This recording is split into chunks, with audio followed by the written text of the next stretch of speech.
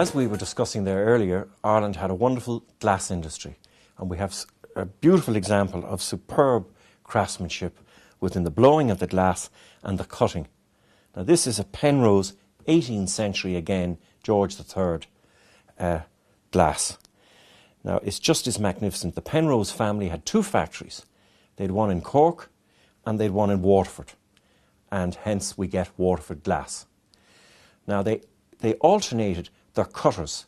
They had such skilled workers that they moved them from one factory to the other, and they kept up a brilliant industry. And to think that this item has survived today is just a credit to their workmanship and the sturdiness of it. A magnificent piece of glass cutting. We're going to discuss this gentleman here on the front cover of Shepherd's catalogue. And the gentleman is an 18th century gentleman, and it's Daniel Daly of Rossborough House, County Wicklow, which is a very famous architectural building.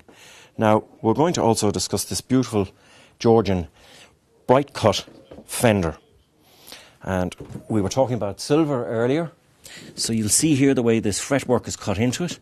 This is from Rossborough House itself, and this is a magnificent 18th century fire fender.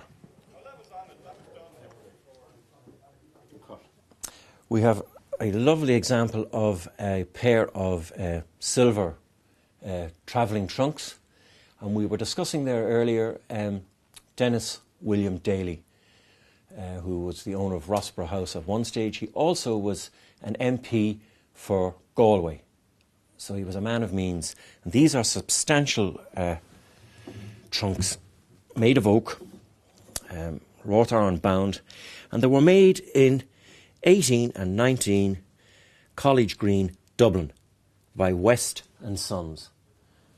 Again, another example of superb workmanship, and to think that they have survived to this day.